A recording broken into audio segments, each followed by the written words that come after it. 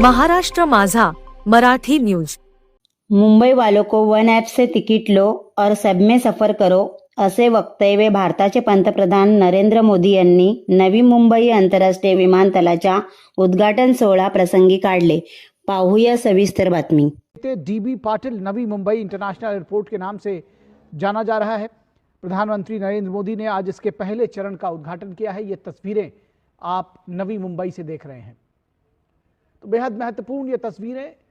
और जब infrastructure development की बात करते हैं हम, और ख़ास तौर पर एयरपोर्ट डेवलपमेंट की बात करते हैं, उसमें निश्चित तौर पर मुंबई का ये दूसरा इंटरनेशनल एयरपोर्ट एक मील का पत्थर साबित होने जा रहा है।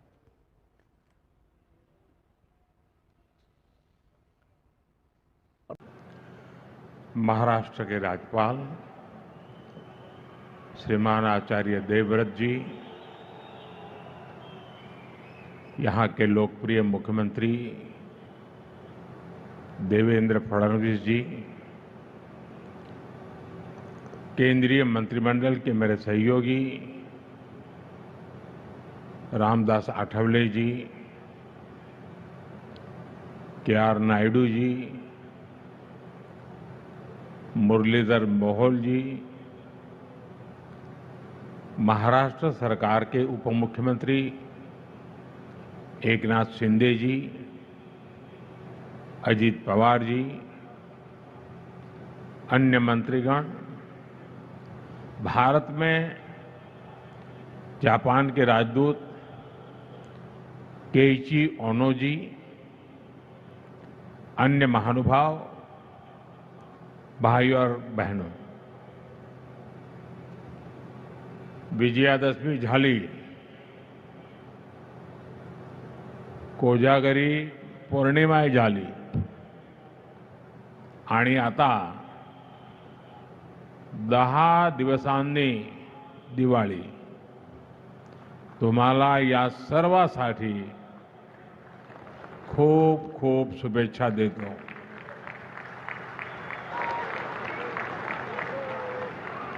साथियों, आज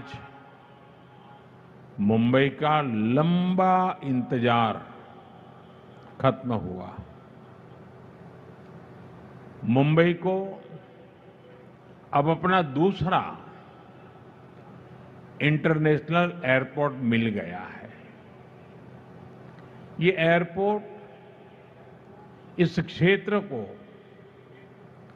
एशिया के सबसे बड़े कनेक्टिविटी हब के रूप में स्थापित करने में बड़ी भूमिका निभाएगा। आज मुंबई को पूरी तरह से अंडरग्राउंड मेट्रो भी मिली है। इससे मुंबई में ट्रैवल और आसान होगा, लोगों का समय बचेगा। ये अंडरग्राउंड मेट्रो विकसित होते भारत का जीवंत प्रतीक है। मुंबई जैसे व्यस्त शहर में जमीन के नीचे, और वो भी ऐतिहासिक बिल्डिंगों को सुरक्षित रखते हुए, ये शानदार मेट्रो बनाई गई है। मैं इससे जुड़े श्रमिकों और इंजीनियर्स को भी आज बधाई देता हूं। साथियों, ये समय भारत के नौजवानों के लिए अनगिनत अवसरों का समय है। कुछ दिन पहले ही देश की अनेक आईटीआई को इंडस्ट्री से जोड़ने के लिए 60,000 करोड़ रुपए की पीएम सेतु स्कीम लॉन्च हुई है। आज से महाराष्ट्र सरकार ने सैकड़ों आईटीआई और तकनीकी स्कूलों में नए प्रोग्राम का शुभारंभ किया है। इसके स्कूलों में पढ़ने वाले बच्चों को भी drone, robotics, electric vehicle, solar energy, green hydrogen, ऐसी अनगिनत नई टेक्नोलॉजी की ट्रेनिंग मिल पाएगी। मैं महाराष्ट्र के युवाओं को बहुत बहुत शुभकामनाएं देता हूं। साथियों, आज इस बड़े अवसर पर मैं महाराष्ट्र के सपूत लोक नेता दीबा पाटिल जी को भी याद कर रहा हूं। उन्होंने समाज के लिए, किसानों के लिए जिस सेवा भाव से काम किया, वो हम सभी के लिए प्रेरणा है। उनका जीवन समाज जीवन में काम करने वालों को हमेशा प्रेरित करता रहेगा। साथियों, आज पूरा देश विकसित भारत के संकल्प की सिद्धि में जुटा है। विकसित भारत यानी जहां गति भी हो और प्रगति भी हो, जहां लोक हित सर्वोपरि हो, जहां सरकार की योजनाएं देशवासियों का जीवन आसान बनाए। अगर आप बीते 11 वर्षों की यात्रा पर नजर डालें तो भारत के कोने कोने में इसी भावना से तेज गति से काम हो रहा है। जब Vande Bharat semi high speed ट्रेनें पटरियां पर दौड़ती है, जब बुलेट ट्रेन का काम रफ्तार पकड़ता है, जब चौड़े हाईवे और एक्सप्रेसवे नए शहरों को जोड़ते हैं, जब पहाड़ों को चीरकर लंबी टनल्स बनती हैं, जब लंबे और ऊंचे सी ब्रिज समंदर के दो किनारों को जोड़ते हैं, तब भारत की गति भी दिखाई देती है और भारत की प्रगति भी दिखाई देती है। तब भारत के नौजवानों की उड़ान को नए पंख लगते हैं। साथियों, आज का कार्यक्रम भी इसी सिलसिले को आगे बढ़ा रहा है। नवी मुंबई इंटरनेशनल एयरपोर्ट एक ऐसा प्रोजेक्ट है जिसमें विकसित भारत की झलक है। ये छत्रपति शिवाजी महाराज की धरती पर बना है और इसका आकार कमल के फूल जैसा है। यानी ये संस्कृति और समृद्धि का जीवंत प्रतीक है। इस नए एयरपोर्ट से महाराष्ट्र के किसान यूरोप और मिडिल ईस्ट के सुपरमार्केट से भी जुड़ जाएंगे। यानी किसान की ताजा उपज, फल, फूल, सब्जी और मछुआरों के उत्पाद तेजी से ग्लोबल मार्केट तक पहुंच पाएंगे। इस एयरपोर्ट से यहां आसपास के छोटे और लघु उद्योगों के लिए एयरपोर्ट की लागत कम होगी। यहां निवेश बढ़ेगा, नए उद्योग, नए उद्यम लगेंगे। मैं महाराष्ट्र और मुंबई के सभी लोगों को इस एयरपोर्ट की बहुत बहुत बधाई देता हूं। साथियों, जब सपनों को सिद्ध करने का संकल्प हो, जब देशवासियों तक तेज विकास का लाभ पहुंचाने की इच्छा शक्ति हो, तो नतीजे भी मिलते हैं। हमारी हवाई सेवा और इससे जुड़ी इंडस्ट्री इसका बहुत बड़ा प्रमाण है। आपको याद होगा 2014 में जब देश ने मुझे अवसर दिया तो मैंने कहा था कि मेरा सपना है कि हवाई चप्पल पहनने वाला भी हवाई सफर कर सके। इस सपने को पूरा करने के लिए बहुत जरूरी था कि देश में नए नए एयरपोर्ट बनाए जाए। हमारी सरकार ने इस मिशन पर गंभीरता से काम शुरू किया। बीते 11 साल में देश में एक के बाद एक नए एयरपोर्ट बनते चले गए। साल 2014 में हमारे देश में सिर्फ 74 एयरपोर्ट थे। आज भारत में एयरपोर्ट की संख्या 160 को पार कर गई है।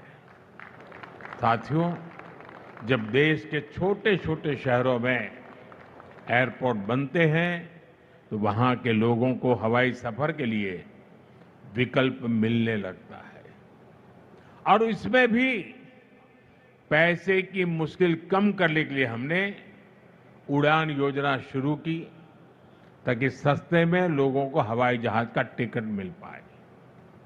उड़ान योजना की वजह से बीते दशक में लाखों लोगों ने पहली बार हवाई सफर किया है, अपना सपना पूरा किया है। साथियों, नए एयरपोर्ट बनने और उड़ान योजना से लोगों को तो सुविधा मिली है और साथ ही भारत दुनिया का तीसरा बड़ा डोमेस्टिक एविएशन मार्केट भी बना है। अब तो हमारी एयरलाइंस लगातार अपना विस्तार कर रही है और लोगों के लिए आश्चर्य होता है जब दुनिया के लोग जानते हैं अकेले हिंदुस्तान से इन दिनों हवाई जहाज बनाने वाली कंपनियों के पास करीब करीब 1000 नए हवाई जहाज का ऑर्डर बुक पड़ा है। इससे नए pilots, cabin crew, engineers, ground workers के लिए नए अवसर बन रहे हैं। साथियों, जब जहाज बढ़ते हैं तो मेंटेनेंस, रिपेयर का काम भी बढ़ता है। इसके लिए भी हम भारत में ही नई सुविधाएं बना रहे हैं। हमारा लक्ष्य है कि इस दशक के अंत तक भारत एक बड़ा एमआरओ हब बने। इसमें भी भारत की युवाओं के लिए रोजगार के अनेक नए अवसर बन रहे हैं। साथियों, आज भारत दुनिया का सबसे युवा देश है। हमारी ताकत हमारे नौजवान है। इसलिए हमारी हर नीति का फोकस युवाओं को ज्यादा से ज्यादा रोजगार के अवसर देने पर है। जब इंफ्रास्ट्रक्चर पर अधिक निवेश होता है तब रोजगार पैदा होता है। जब 76,000 करोड़ रुपए की लागत से वाडवण जैसा पोर्ट बनता है तब जाकर के रोजगार पैदा होता है। जब व्यापार बढ़ता है, लॉजिस्टिक्स से जुड़े सेक्टर को गति मिलती है, तब अनगिनत रोजगार बढ़ते चले जाते हैं। भाइयों और बहनों, हम उन संस्कारों में पले बड़े हैं जहां राष्ट्र नीति ही राजनीति का आधार है।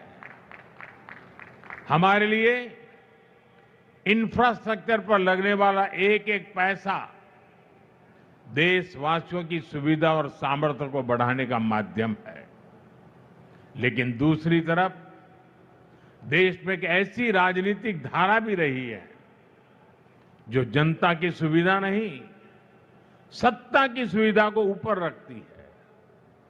ये वो लोग हैं जो विकास के काम में रुकावट डालते हैं, घोटाले घपले करके विकास के जुड़े प्रोजेक्ट्स को पटरी से उतार देते हैं। दशकों तक देश ने ऐसे नुकसान को देखा है। साथियों, आज जिस मेट्रो लाइन का लोकार्पण हुआ है, ये उन लोगों के कारनामों की याद भी दिलाता है। मैं उसके भूमि पूजन में शामिल हुआ था। तब मुंबई के लाखों परिवारों को उम्मीद जगी थी कि उनकी परेशानियां कम होगी। लेकिन फिर कुछ समय के लिए जो सरकार आई उसने ये काम ही रोक दिया। उनको सत्ता मिली लेकिन देश को हजारों करोड़ रुपए का नुकसान हुआ। इतने सालों तक असुविधा हुई। अब ये मेट्रो लाइन बनने से 2-2.5 घंटे का सफर 30-40 मिनट में हो जाएगा। जिस मुंबई में एक एक मिनट का महत्व है, वहां 3-4 साल तक इस सुविधा से मुंबईकर वंचित रहे। ये किसी पाप से कम नहीं है। साथियों, पिछले 11 वर्षों से देशवासियों का जीवन आसान बनाने पर, ईज ऑफ लिविंग पर बहुत अधिक जोर दिया जा रहा है और इसलिए rail, road, airport, metro, electric bus ऐसी हर सुविधा पर अभूतपूर्व निवेश किया जा रहा है। अटल सेतु और कोस्टल रोड जैसे प्रोजेक्ट्स बनाए गए हैं। साथियों, हम यातायात के हर माध्यम को भी आपस में जोड़ रहे हैं। प्रयास है कि लोगों को सीमलेस ट्रैवल मिले, एक माध्यम से दूसरे माध्यम तक भटकने की मजबूरी न रहे। आज देश वन नेशन वन मोबिलिटी की दिशा में आगे बढ़ रहा है। मुंबई वन ऐप भी इसी दिशा में एक और प्रयास है। अब मुंबई वालों को टिकट के लिए घंटों लाइन में खड़ा नहीं रहना होगा। मुंबई वन ऐप से एक बार टिकट लो और उसी टिकट से लोकल, बस, मेट्रो या टैक्सी सब में सफर करो। साथियों, मुंबई भारत की आर्थिक राजधानी के साथ भारत के सबसे वाइब्रेंट शहरों में से एक है। इसलिए 2008 में आतंकियों ने भी मुंबई शहर को बड़े हमले के लिए चुना, लेकिन तब जो कांग्रेस की सरकार सत्ता में थी, उसने कमजोरी का मैसेज दिया, आतंकवाद के सामने घुटने टेकने का संदेश दिया। अभी अभी हाल में कांग्रेस के एक बड़े नेता, जो देश के गृह मंत्री तक रह चुके हैं, उन्होंने एक इंटरव्यू में बहुत बड़ा खुलासा किया है। उन्होंने दावा किया है कि मुंबई हमले के बाद हमारी सेनाएं पाकिस्तान पर हमला करने को तैयार थी।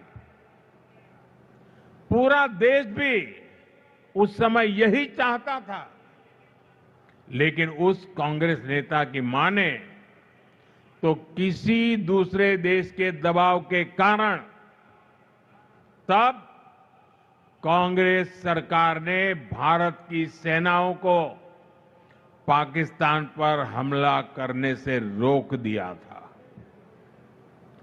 कांग्रेस को यह बताना होगा कि वो कौन था जिसने विदेशी दबाव में फैसला लिया, जिसने मुंबई की देश की भावना से खिलवाड़ किया। और देश को ये जानने का हक है, कांग्रेस की इस कमजोरी ने आतंकवादियों को मजबूत किया, देश की सुरक्षा को कमजोर किया,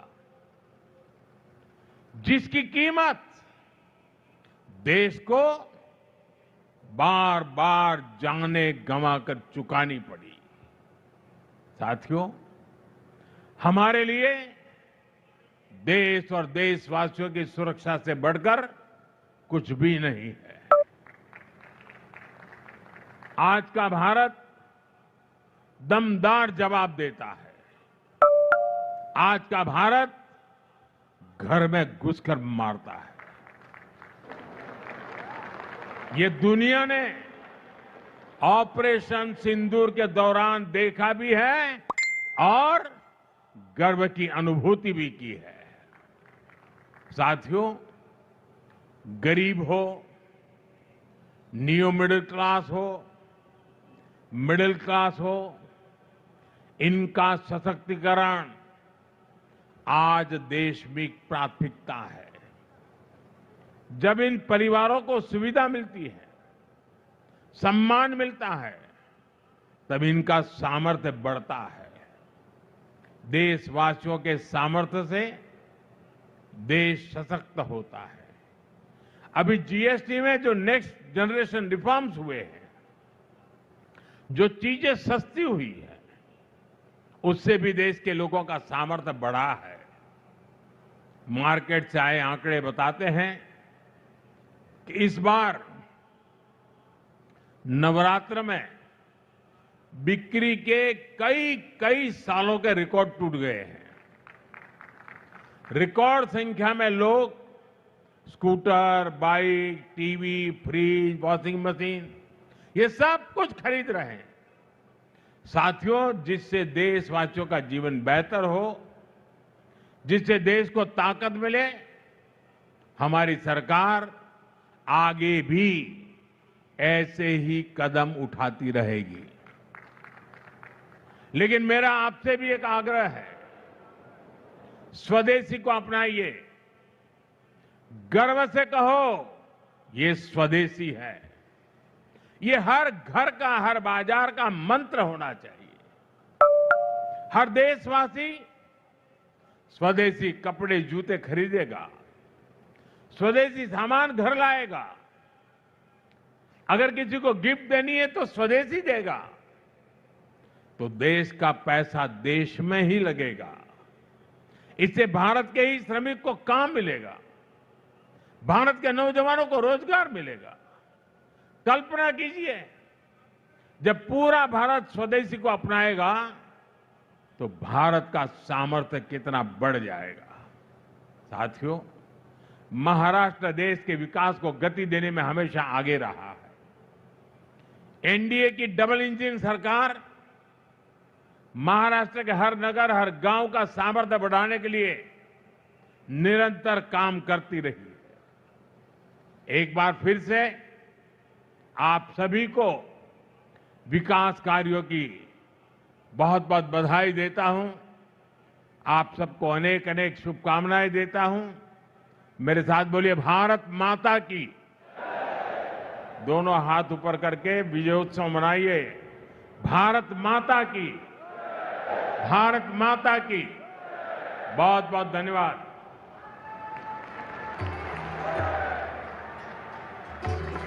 आपका संबोधन पूंजी के रूप में प्रेरणा का स्रोत बनकर रहेगा।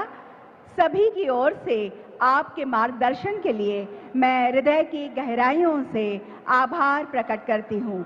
धन्यवाद। या चॅनलला लाईक करा, सबस्क्राईब करा आणि पाहत राहा महाराष्ट्र माझा मराठी न्यूज।